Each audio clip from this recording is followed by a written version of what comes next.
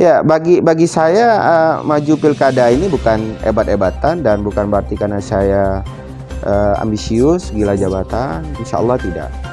Bagi saya jabatan ini adalah sarana bagi saya untuk membantu banyak orang di sisa-sisa perjalanan hidup saya. Dan bagi saya jabatan ini bukanlah tempat saya mencari kaya.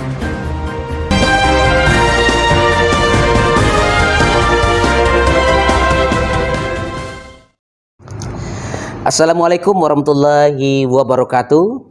Pemirsa Riau.TV di mana saja Anda berada, senang sekali kami bisa menemani istirahat Anda dalam program Riau Bicara. Pada kesempatan kali ini kita akan berbincang dengan tokoh muda Riau yang juga Wakil Ketua DPRD Provinsi Riau, sekaligus beliau ini juga Ketua DPD PDI Perjuangan Provinsi Riau, yaitu Bang Haji Zukri Misran. Assalamualaikum Bang. Waalaikumsalam. Apa kabar nih Bang? Alhamdulillah sehat. Sibuk Bang ya? Lumayan sibuk dengan. Apa kesibukan kita nih Bang, terutama menjelang pilkada ini apa nih?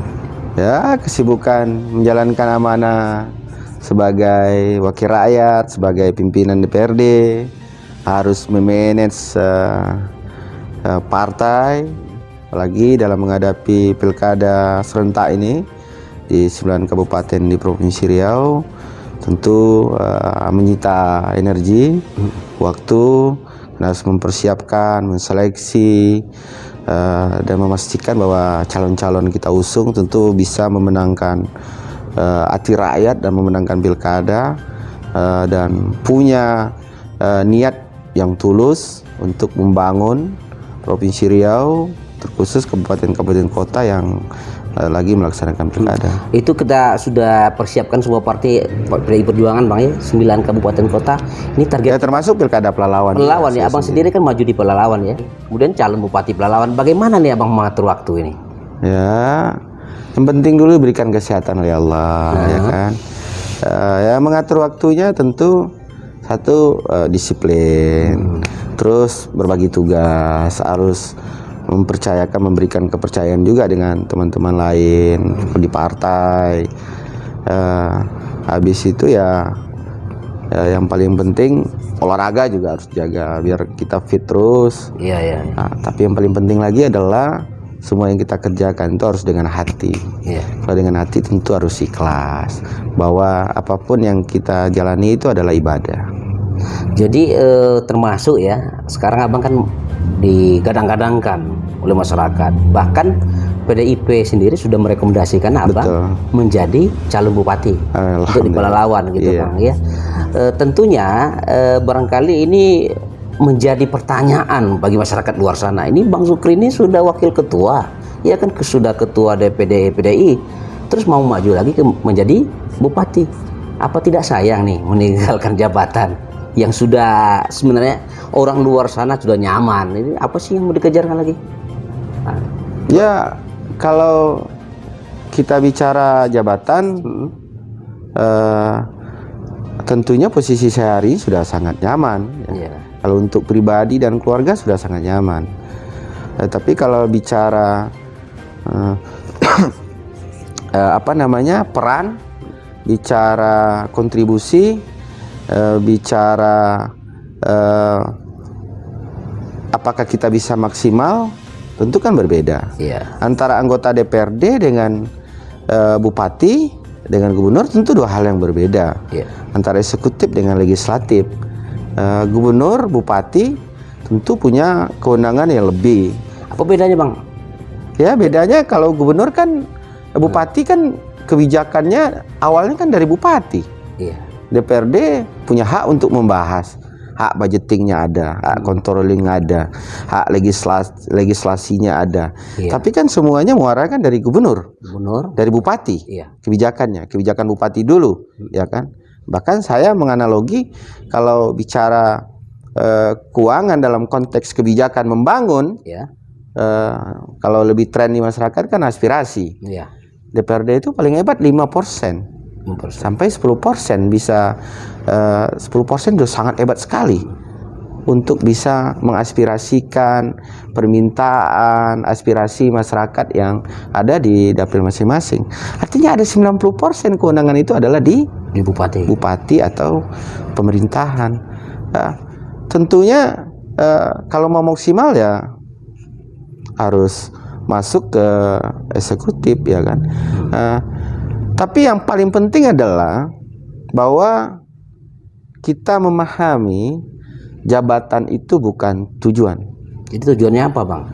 Orang bagi saya jabatan itu kan bukan tujuan hidup. Jadi tujuannya kalau apa? Tujuan hidup tentu saya sudah nyaman dong, sudah punya jabatan. Bagi saya tujuan hidup saya itu adalah saya bisa membantu banyak orang di sisa-sisa perjalanan hidup saya, terutama orang miskin, orang susah. Itu adalah tujuan. Sehingga kalau hari ini dulu saya harus meninggalkan jabatan DPRD karena harus maju pilkada, alhamdulillah saya ikhlas. Jadi abang nggak kapok nih. Ini kan pernah kalah ya, maju dengan berhadapan dengan Haris, kemudian waktu itu abang kalah ya. Sekarang berhadapan lagi dengan anak Bupati Haris. Ini gimana nih? Saya pikir saya belum tentu kalah. Saya bukan kalah. Kalau menurut saya bukan kalah. Mungkin ini kemenangan yang tertukar. Ya, bagi saya maju pilkada ini bukan hebat-hebatan dan bukan berarti karena saya ambisius, gila jabatan. Insya Allah tidak. Bagi saya jabatan ini adalah sarana bagi saya untuk membantu banyak orang di sisa-sisa perjalanan hidup saya. Dan bagi saya jabatan ini bukanlah tempat saya mencari kaya. Abang yakin ketika abang jadi bupati tidak ingin kaya raya? Saya aja berpikir begitu, Bang. Bagaimana menurut abang ini? Ya, kalau orang pasti berpikir bupati itu akan kaya raya. Ya kan? Masyarakat di luar berpikir bupati kaya. Padahal sesungguhnya kalau dihitung kalau pendapatan yang halal, tidak mungkin bupati bisa kaya raya. Kan banyak tuh, Bang, jadi bupati mereka proyek dikasih keluarganya. Ya itu kan dengan cara-cara yang tidak halal kan.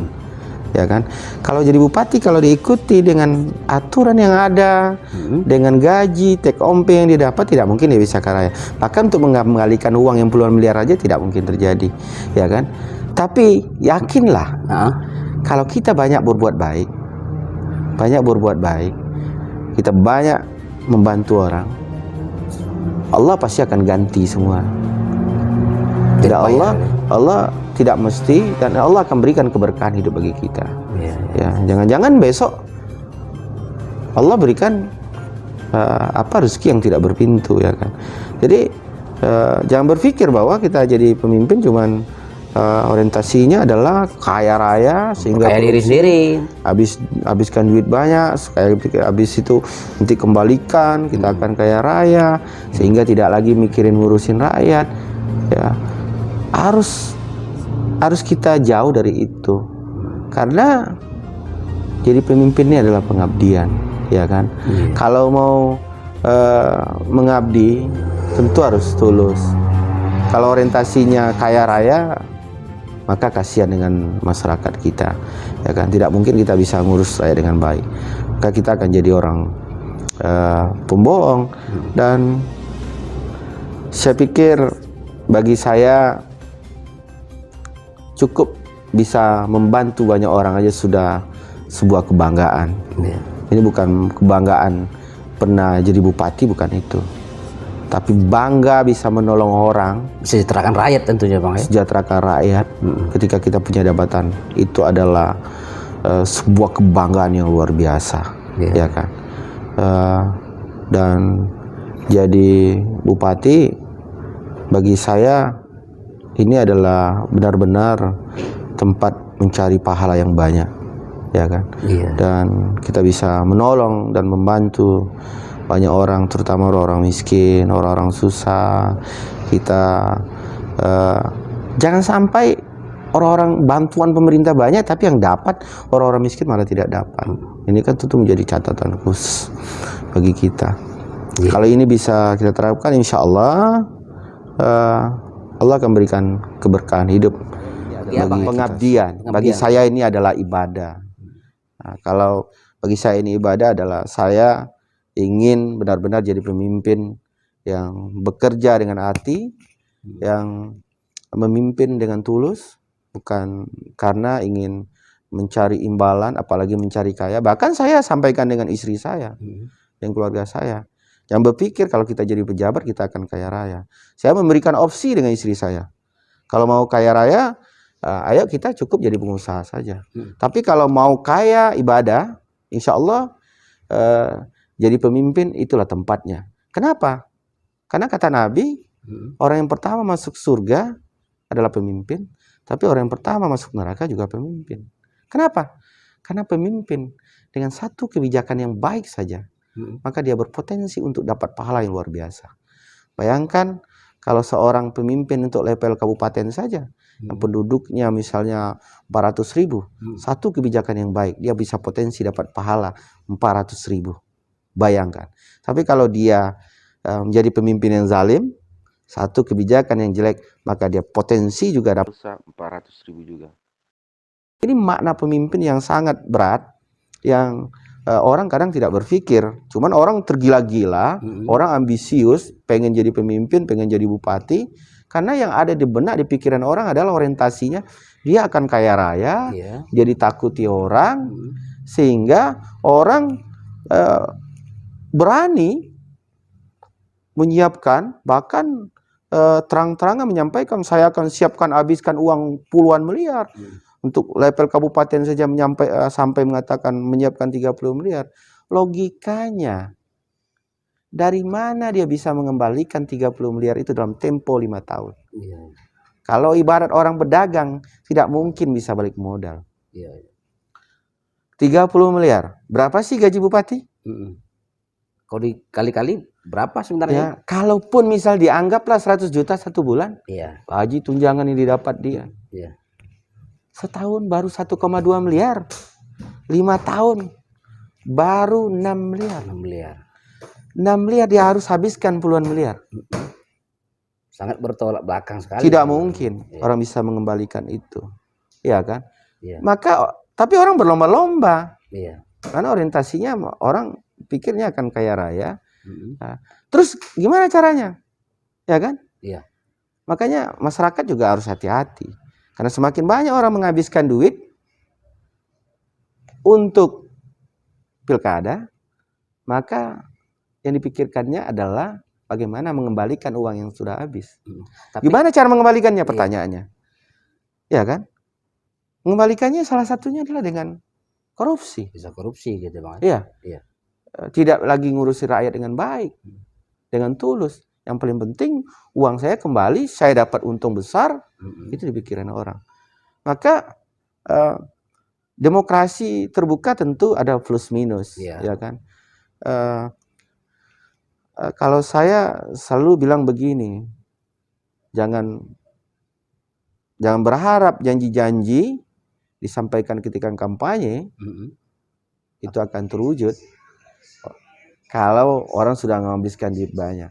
Karena orientasi pertama adalah mengembalikan duit yang sudah habis, tahun berikutnya mencari untung. Tapi untung lebih banyak lagi. Butuh modal Bang. Kita maju bupati kan butuh modal ini. Oh iya dong. Butuh duit. Gitu, ya butuh, pasti butuh modal. Tapi kita harus yakin bahwa tidak seluruh masyarakat yang cuman berpikir tentang duit. Masih banyak, sangat banyak sekali rakyat itu yang benar-benar merindukan pemimpin yang tulus, pemimpin yang merakyat, pemimpin yang kreatif, pemimpin yang benar-benar memikirkan rakyatnya. Sangat banyak. Apakah masih ada masyarakat yang pragmatis? Oh tentu ada. Tapi jumlahnya juga sedikit. Masih banyak hari ini orang yang benar-benar tulus ingin memilih pemimpinnya bukan karena dia dapat duit, tapi karena benar-benar dia merasa bahwa daerahnya butuh perubahan. Ketika saya maju pilkada Pelalawan, bagi saya Pelalawan butuh perubahan.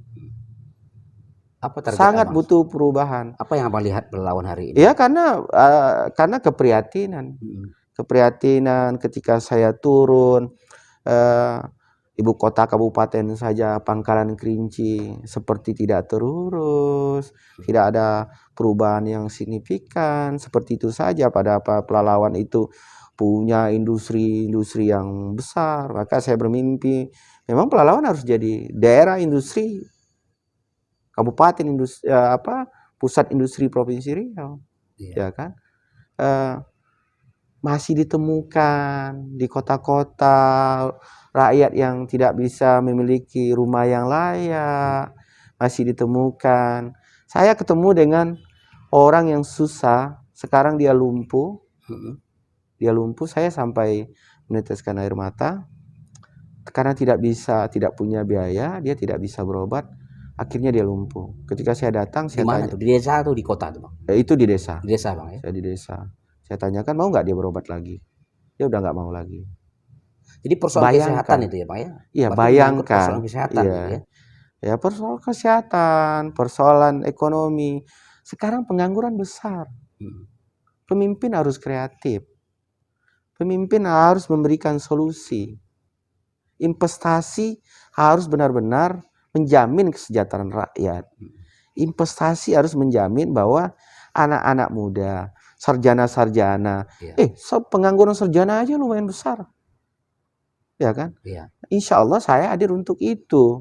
Iya, luar biasa kali jawaban Abang nih. Memang tidak salah nih masyarakat Pelalawan milih Abang ini kan.